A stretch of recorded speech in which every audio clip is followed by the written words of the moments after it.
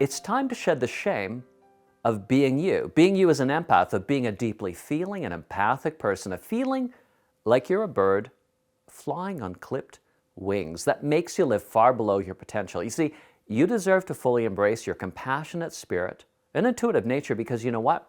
As an empath, you possess something very special. You possess empathic intelligence. Now, let me say that again. You possess something very special. Empathic intelligence. And this special kind of intelligence, it's living right inside of you. It's been there since birth, and it's truly your greatest untapped resource, a resource of unlimited potential. But you know what else is true? As empaths, we are systematically criticized for being the deeply feeling, intuitive, and generous people we are. We're made to believe, even as children, that something is innately wrong with us for being the way we are, for being more sensitive than others.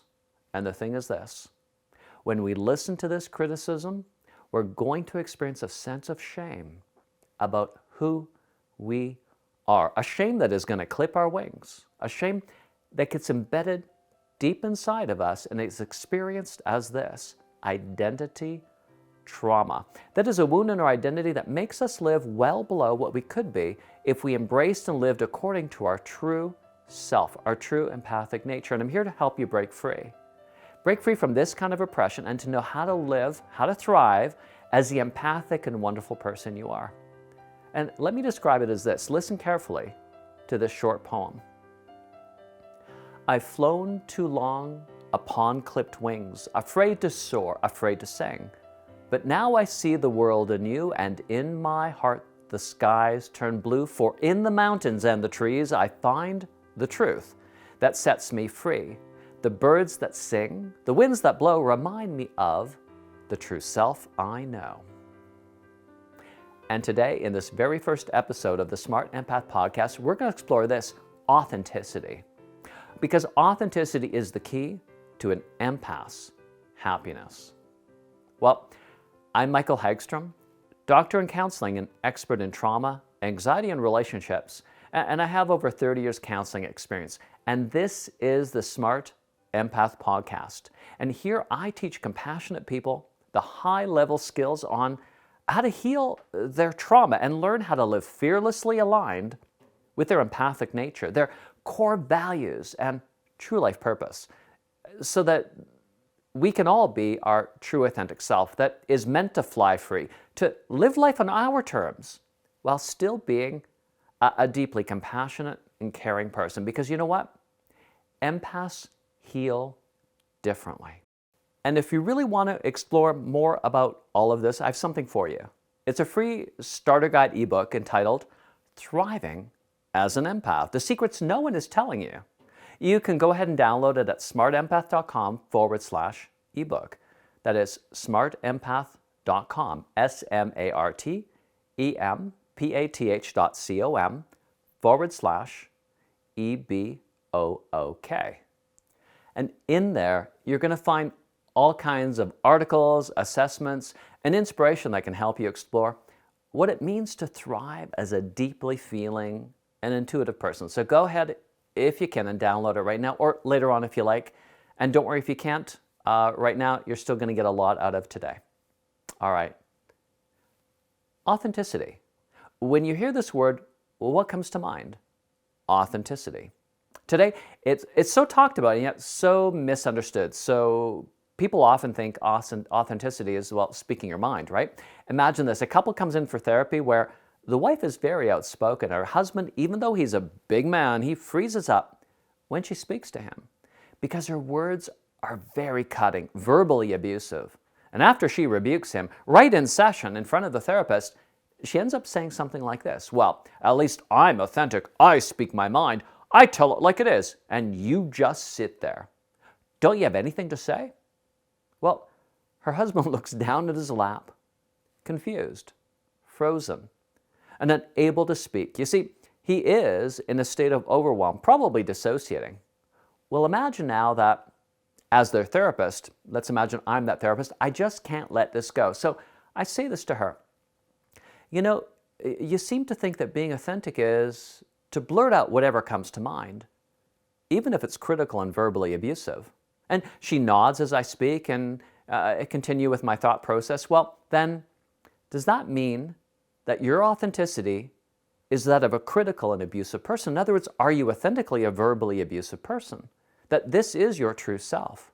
Well, you might not dare to do this, but in my therapy office, I'm very upfront with my clients. My clients pay me to not just agree with them and be nice. They pay me to be kind, yes, but also real. And often clients listen, not immediately.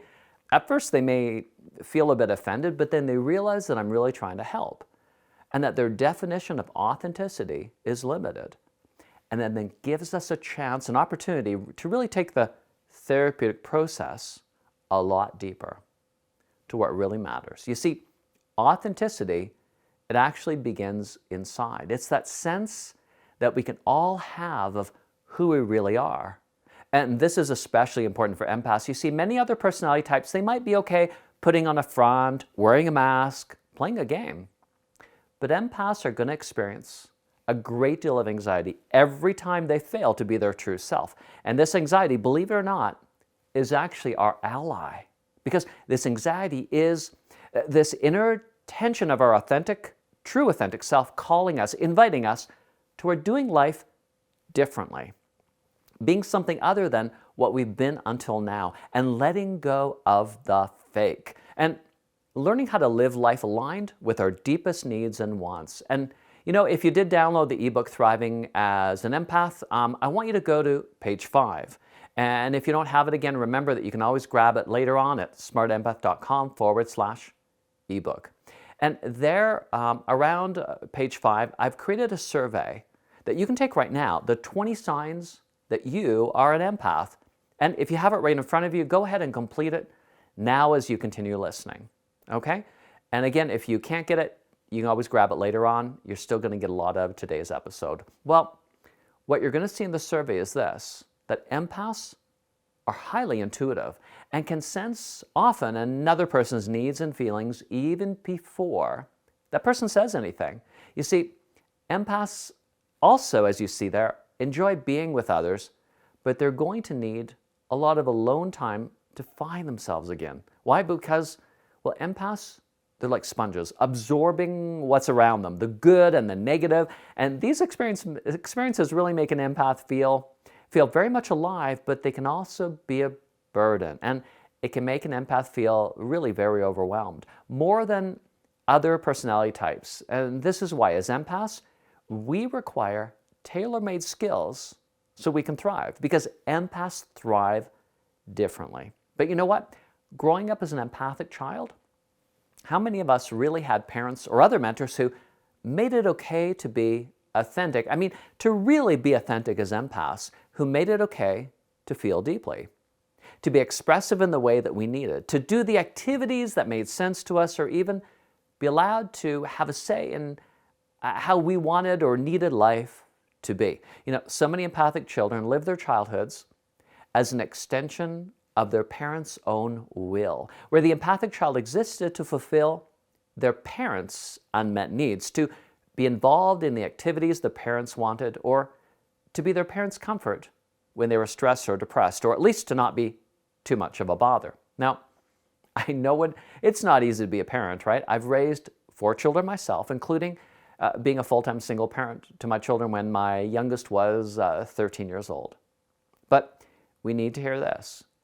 Even as it's hard to be a parent, it's even harder being an empathic child to parents who lack the attunement, needed for an empathic child to thrive, because empathic children thrive differently. And we need a certain kind of coaching and mentoring to take up our place in this world with confidence and fearless strength. Because you know what?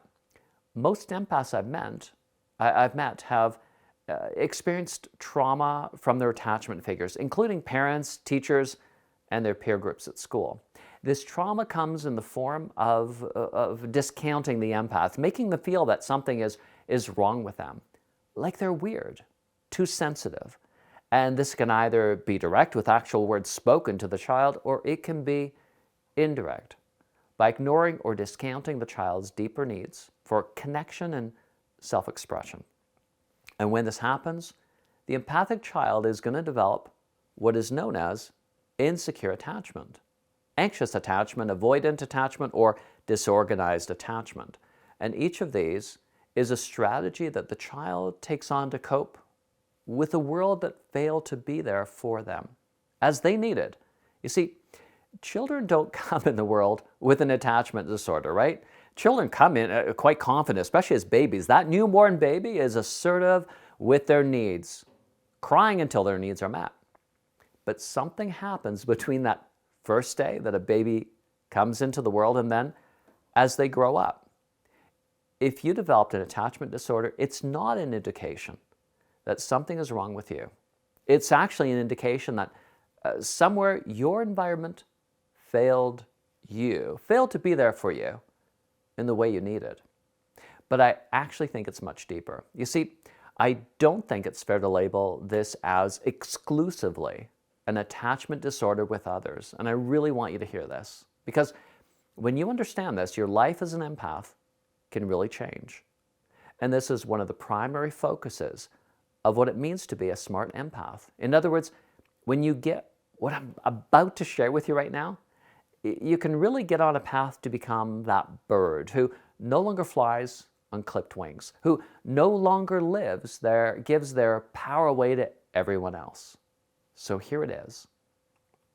When the environment that an empathic child grows up in fails to see the empath for who they are, fails to champion and mentor them in their intuition, open-mindedness, compassion and creativity, and instead shames them, I believe that empathic child develops first and foremost an attachment disorder with themselves, or what I call identity trauma. And this is a trauma that damages and takes the empath away from feeling safe to be their true authentic self. And if you did grab the ebook on thriving as a smart empath, you're going to now find a checklist. It's in part 2, around pages 17, 18, and 19, of the 10 characteristics that empaths can have right from birth. And I really want you to look these over when you get a chance. It's so validating to know yourself, validating to acknowledge what it means to be empathic, and to embrace this empathic intelligence that is so deeply wired in our minds, our emotions, and even nervous systems. You see, being an empath is not just a personality trait. It is who we are, right to the very core of our being. And if we're going to be free as empaths, we will need to heal and develop the unique tailor-made skills that work specifically for us, because empaths thrive and heal differently. And there is so much in this world that really tries to clip our wings and make us live a life that is unfulfilling. You see, as empaths, we have deeper needs than a lot of other people who share this world of ours. Now, on a positive note, there is really so much that is wonderful in this world, right? So many wonderful people, wonderful ways in which society has evolved, so much amazing diversity, cultures, colors, music, and ways that we can express ourselves, and all the contributions that people have made in this world, even innovations and technologies that have really simplified our life. It really is a wonderful place to live, this shared planet Earth, our home. But I want to say this, some of the people in this world do not have the interest of others truly at heart. They are there to take. And it's that world that empaths struggle with, the fabricated world of fake and manipulation. It was not made by empaths or for empaths. You know, I often joke like this, if empaths have been left to run world affairs, well, you know what? We wouldn't have needed free trade agreements, because we would share our resources freely. Now, we all might still be running around in loincloths and living in tents or huts, but we'd have focused as empaths on the deeper things of life. And we also would have put away violence. You see, as empathic children, things like violence, of bullying, really make no sense to us. Empaths value community that is accepting and supportive. For example, if the entire world were full of empaths, we wouldn't need to stand up for minority rights, because as empaths, we really have a greater natural sense of acceptance of others. You see, empaths are the most open-minded people you're ever going to meet. And it's often their right as a child, this non-judgmental mindset that is naturally curious about other people, about who they are, about their thoughts, ideas, and feelings, where the person's race, faith, orientation, sexual preference is not at the forefront of our thought. Because empaths, when they see someone, they see the person within the physical form. They see people as individuals with the right to journey on their own independent path of self-discovery and exploration. And they want to champion each person's right to self-determination and self-expression while still knowing how to live in harmony with everyone else.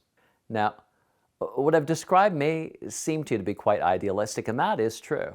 Empaths have a boundless sense of idealism, and this idealism is future-focused. It's an idealism that makes the empath want to help create a world that is better and a kinder place. You see, for the empath, this just should not be so hard. But we live in a world where there also are toxic people who are bold, who know what they want, who are takers. And these toxic people, often narcissists, they're drawn to the empath. And if you have your ebook on Thriving as a Smart Empath open right now, go to part 3, around page 21, where you can read all about this. You see, as empaths, we love to give. It's just who we are. And narcissists, they know this. And because narcissists are so self-absorbed, empaths make the perfect partner for them. But it's going to be a one-sided relationship where you as an empath, you're going to give a lot and you're not going to get much in return, if anything. I know what it's like to be there. It's hard, it's tough, and maybe as you're listening to this, you relate. You've been at times, maybe even right now, in a one-sided relationship with someone who doesn't see you, who really isn't interested in helping to meet your needs. Or maybe you've been confused about what your needs really are, maybe even since childhood. Well, know this, you're not alone, and you're in the right place. I want to journey with you, and your feedback is valuable.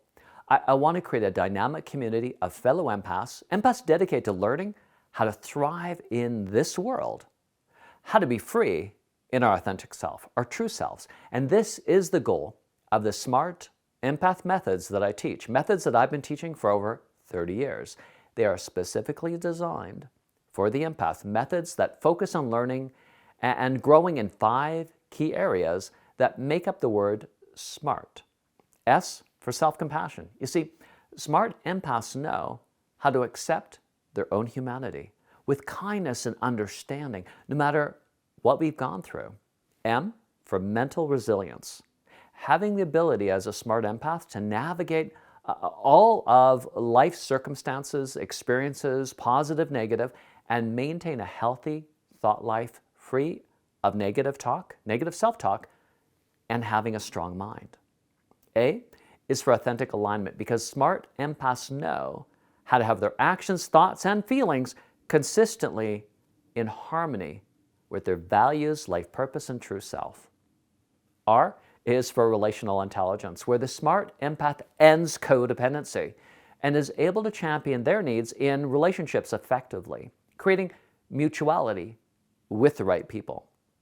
And T for therapeutic healing, where the smart empath is able to effectively heal their trauma at the deepest levels and reclaim their true self and develop healing practices that are self-empowering.